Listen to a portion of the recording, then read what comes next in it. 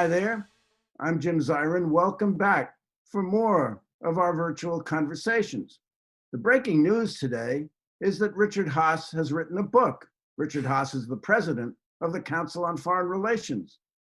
But this should come as no surprise. Richard Haass has written 14 books, but this one has been a runaway bestseller and has attracted critical acclaim throughout the foreign policy community. The book is called The World, A Brief Introduction, in which Richard makes the case that we must restore global literacy at a time of global crisis. We're pleased to welcome Richard Haass back to the program. Now, Richard, congratulations on the book, and perhaps you can tell me what you hope to achieve with it. Well, thank you, Jim. It's good to be back on your show. Alas, not in person, but we'll take virtual. The reason I wrote this, and you encapsulated it well, is the world is as important to the fate of people in this or other countries as it's ever been. Yet the level of knowledge about the world is in some ways less than it traditionally has been. What I decided to do was to write a book that would help fill that gap. It's meant for students, high school, college, but also for any citizen. The importance of being an informed citizen, I would think, is obvious. How to vote this fall, how to hold elected officials, appointed officials to account.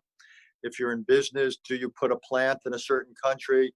As an investor, do you buy this or that equity? As a tourist, do you go to this place at this time? I wanted to provide a foundation so people could make more informed decisions about their lives. And what I learned in the process of writing this book is not only what I didn't know, but we can't assume that most Americans or people elsewhere have this knowledge. You can graduate from virtually any of our colleges or universities and be functionally illiterate about the world. It's not that they don't teach the courses, but they don't require them as a condition of getting your diploma. You could watch the nightly news for many nights and come away no wiser about what is going on in the world.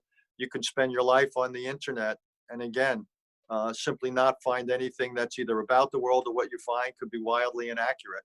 So again, my goal here was to write a primer, or what the Brits would call a primer, one-stop shopping, to provide a foundation for people so they could make sense of all that's coming at them. So is it possible that someone today can graduate from, say, Stanford or from MIT without any courses in history of the world or foreign policy, foreign relations, or civics, our Constitution? It's not only possible, but it's commonplace. Again, don't get me wrong, virtually every one of these schools has a rich set of course offerings. The problem is most of them have distribution requirements. So they may say you have to take 2, 3, whatever courses in the social sciences or social studies in order to graduate. The problem is they may offer 100 courses. So you can choose, Indonesian folklore, and you can choose some obscure piece of history, or the state of women between 1822 and 1823. And I'm not disparaging that, but to be that detailed before you have a foundation, it worries me. It worries me in terms of our country. What you mentioned about civics, why should we assume that our political DNA is automatically transferred from generation to generation? I don't. And I think one of the reasons our politics have become so dysfunctional is that it hasn't been transferred. People haven't read the Constitution, the Federalists, de Tocqueville. They don't have an understanding about, for example, how compromise has been a central part of American political tradition, or they haven't learned the first thing about the world. So when someone says, I want to have a tariff, or someone says, I want to put troops in here or pull them out of there, or let's get out of this agreement or sign that one, how are they supposed to have a reference point? How are they supposed to know, is this in the interest of the country? Is this in the interest of their firm, themselves personally? And the answer is they can't make those assessments.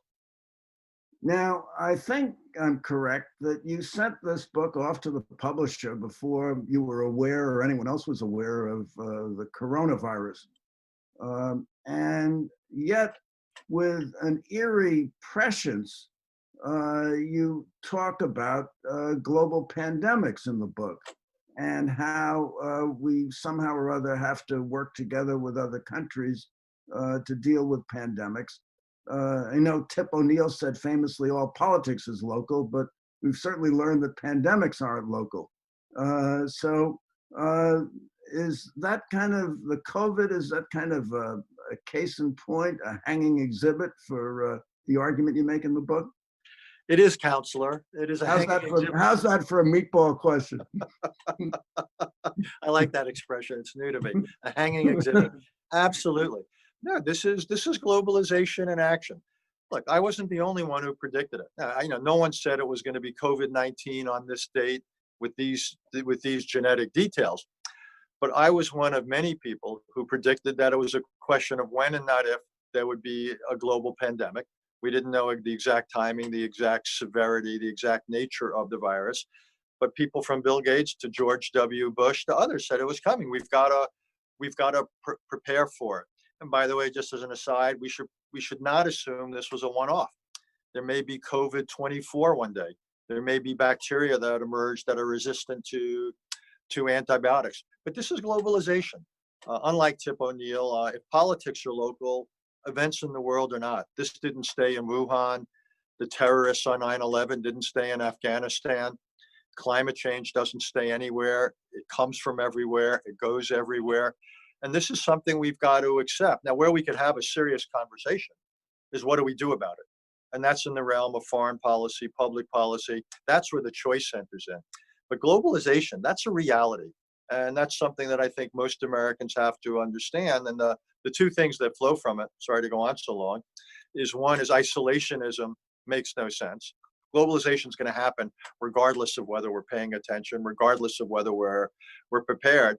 And I also argue that unilateralism, acting ourselves, is truly suboptimal. These are global challenges. You need collective responses. This is because we have to accept the reality that pandemics, terrorism, climate change, none of that, and there may be other examples, know no borders. We just can't withdraw into ourselves. Absolutely. And the correlate, because it's come up a lot in the last couple of years, is sovereignty is not a defense. We can claim sovereignty till the cows come home.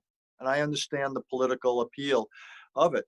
But no amount of American sovereignty, declared or what have you, protected us against this. It didn't protect us again on 9/11. It doesn't protect us from climate change. So that we ought to learn from that. The oceans aren't moats. Borders are not impermeable. Sovereignty, it can be a meaningful concept, but it's not, again, it's not a barrier that can't be pierced by the realities of the modern world. Now, in 2017, when I left off with you, you'd written a book called A World in Disarray. Here you seem to be arguing we should try to put it back together. First place, is the world in greater disarray than it was 3 years ago, in your view? Well, the short answer is yes, it is in greater disarray. The institutions that were already inadequate are 3 years older and that much more inadequate. The United States is pulled back from the world. We've introduced large elements of uncertainty, unpredictability, unreliability. China is that much stronger. Russia is that much crankier. North Korea has that many more nuclear weapons and missiles. There's that many more refugees and internally displaced persons. So yes, the world is in greater disarray today than it was in 3 years ago, but it's still recognizable. The trends that were in motion then are simply 3 years farther along. Well, you didn't know about the coronavirus, but the book nevertheless is quite timely. But why did you write it now? I mean, did something impel you to write it now as opposed to Sure. the world as you saw it 3 years ago? Well, with Disarray, that was, I think, my 10th book about, or 9th book about foreign policy. And all the books that I had written on foreign policy, to a large extent, were aimed at people who were, you might say, were insiders. These were people who were interested in the subject, who were part of the conversation, could be in government, academia, journalism, business. But I was preaching to people who essentially had made the decision to enter the conversation, almost like a chat room.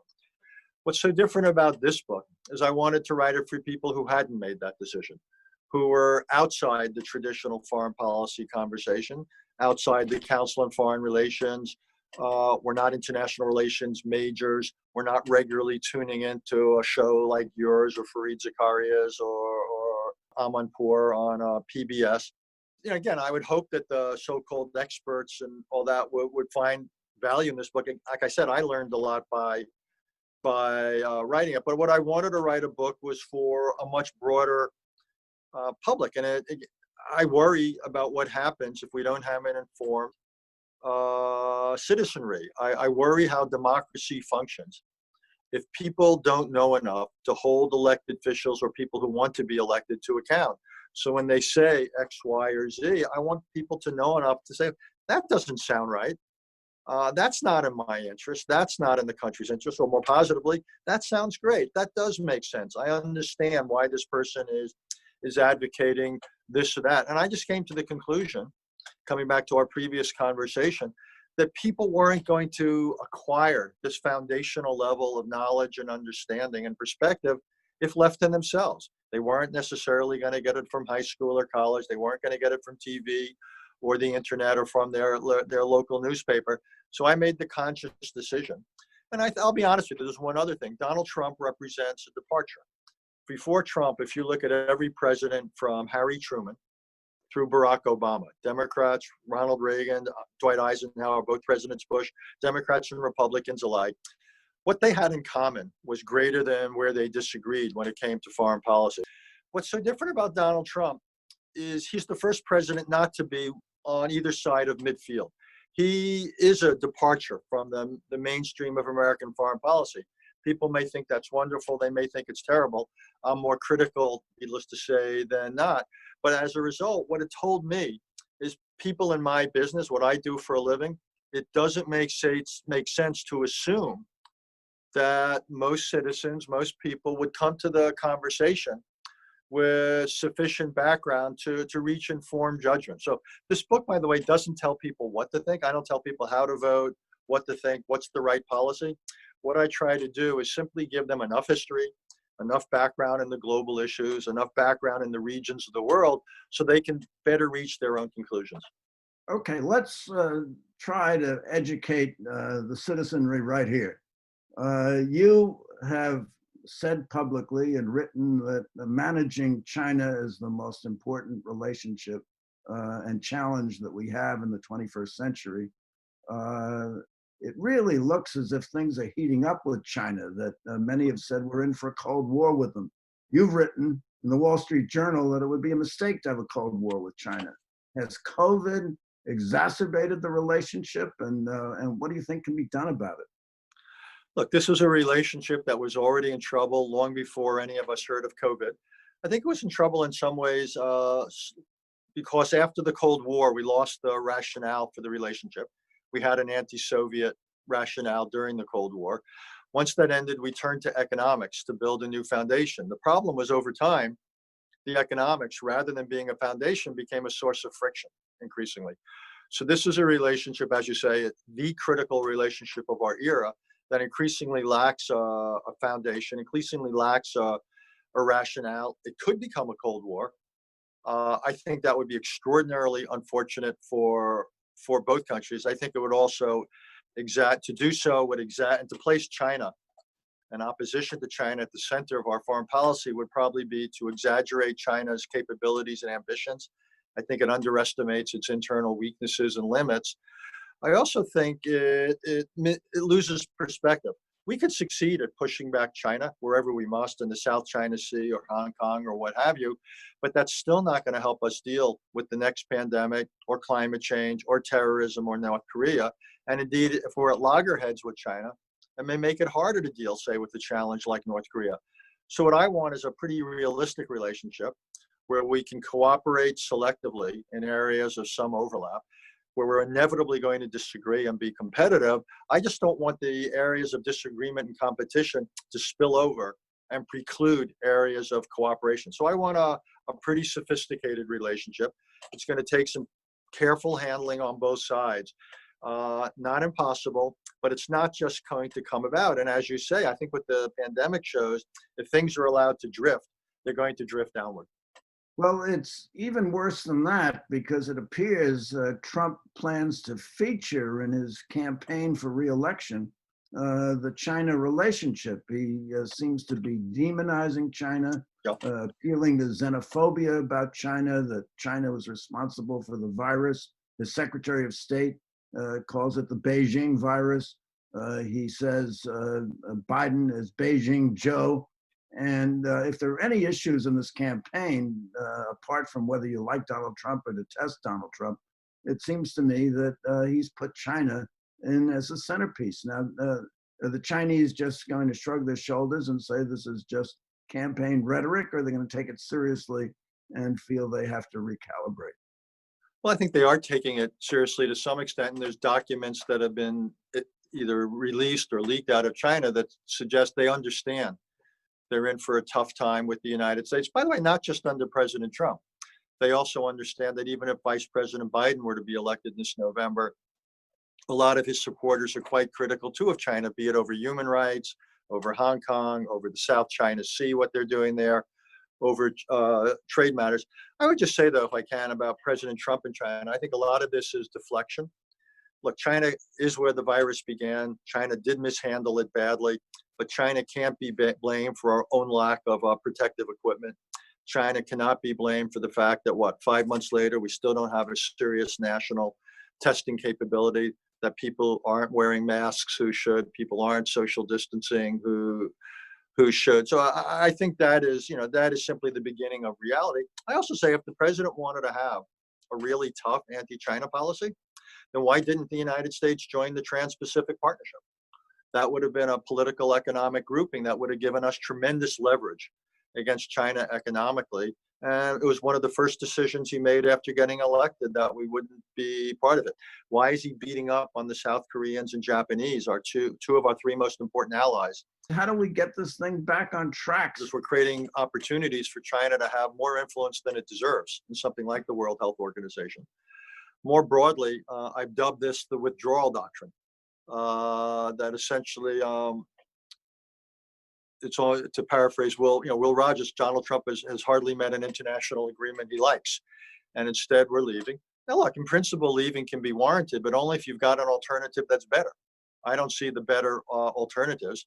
I would rather work with partners and allies in reforming these institutions or building new ones. But the president seems to have a certain allergy to multilateral involvement. And again, I think it just diminishes American influence. I think it's bad for our prosperity. I think it's bad for our security. But you're right, 100%. This is one of the hallmarks, one of the patterns that defines Mr. Trump's foreign policy. And how about arms control? How dangerous is this? He gets out of 3 arms control agreements. He says he's now developing a super duper missile, and he's going to enter into a grand agreement with the Russians. The Russians are not going to get rid of nuclear weapons because that's the only area they're still a superpower. So let's begin with that reality. I also say, from our point of view, why would, in God's name, would we want to have a new round of strategic nuclear competition? We have all sorts of things we need to spend money on in the military and beyond the military. So why would we want to devote it to nuclear weapons rather than to the kind of forces we're going to use on a regular basis? The idea that we're going to have arms control also that's going to eliminate all nuclear weapons, that sounds like North Korea and denuclearization.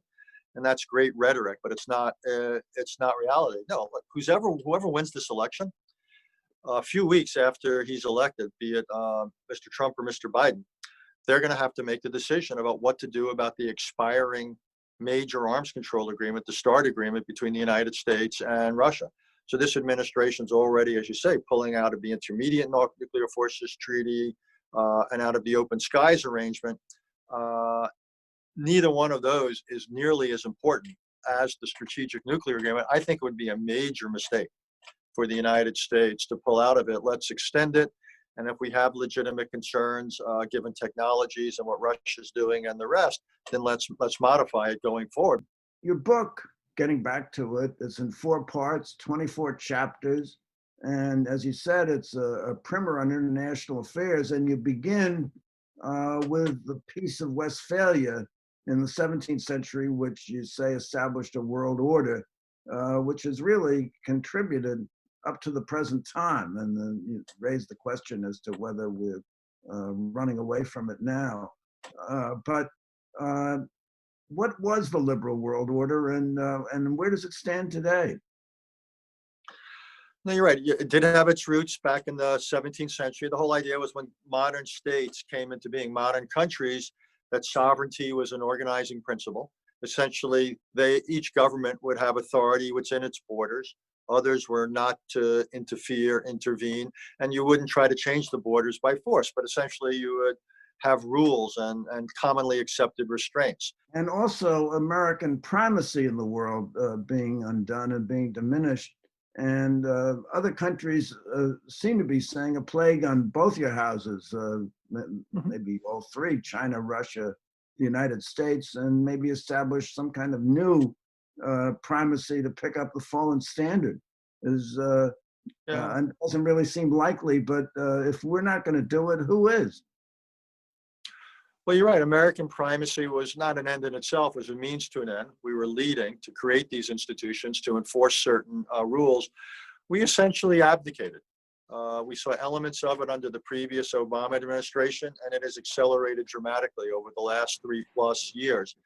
It wasn't so much that others got that much stronger, though in many cases they did. It's more that we essentially decided we don't want to do this anymore. And I think that is a historic mistake. I don't think world order will come from elsewhere, be it from China or from a group, like as well-intentioned they are, of Europeans, Australia, Canada. Those countries just don't have the weight. They just don't have the power to bring to bear. So what worries me is that the alternative to a world that's been led and formed and in some ways shaped by the United States is going to be a world that's going to be increasingly disorganized. So we're not only going to have the reemergence of all sorts of familiar security challenges like great power rivalry, but I worry about this overlay of these new global issues like pandemics, like climate change, like terrorism, what have you, and we're falling woefully short of building collective responses to these global challenges. And so it's this combination of an old security agenda plus this emerging security agenda. This is a lot coming at a time the United States has lost its appetite to play a significant international role. You also wrote a book called Foreign Policy Begins at Home. And when other countries see the political polarization in the United States and the dysfunction, which is notorious in Washington, that doesn't really help us lead the world and say we are a credible leader, does it? No, Haass, you're right in two ways. One is we don't then set an example that others want to follow or emulate. If they see dysfunctional democracy, if they land at one of our airports and it's a mess, if they see all sorts of violence because of guns or deaths because of opioid, or I think our terrible performance on COVID-19, the example we set, the standing we have takes a real hit. And I think that is what we are seeing in the world. And then we compound it by simply not wanting to lead, by not wanting to play our traditional role. So this combination of what we're not doing at home, plus our changed foreign policy, again, leads to diminished U.S. influence. Okay, well, this conversation has been absolutely marvelous, and I hope it will encourage people to read your book, and I hope it will encourage global literacy, which is so vitally important. And so I have a question for you, Richard Haass. Are you worried about the state of the world? I will admit that my default option is worried. I'm worried about the state of the country, the divisions. I worry about the fabric of American democracy. I don't take it for granted, Jim. That's one of the things I've learned over the last few years is take less for granted. I am worried about the state of the world. There's nothing permanent. It's nothing natural about international order. It's something that has to be constantly worked at and constantly renewed. But I haven't reached the point where I'm defeatist. Look, I've been lucky. I've worked for 4 presidents. And what I've seen time and time again is that people in positions of authority can make decisions that have wonderful consequences, that have wonderful results. So that to me suggests that good things can still happen, whether it's here at home or in the world. The pessimist in me says, but don't just assume that. They don't just happen by themselves. And people can make mistakes. We can do too much. We can do too little. We can do the wrong kind of things, what have you. So what I tell young people is, get involved. The system is influenceable. People in positions of power and authority can make a real difference. To me, the question coming out of the pandemic is, will we learn the right lessons, that the world matters, what we do and don't do here at home and around the world matters, and will we apply those lessons? The danger is obviously that we don't. We turn inward, and what is going on, goes from bad to worse. But in that sense, our fate, the future, are very much in our hands. It really is up to us. It's really up to us. The world matters, and we have to learn from the lessons of history. Richard Haass, this has been marvelous. Thank you for coming by. Thank you for coming by. Tune in next week for more, unfortunately, virtual conversations. We hope to be back in the studio before too long. We hope Richard Haass will be back with us again in the studio.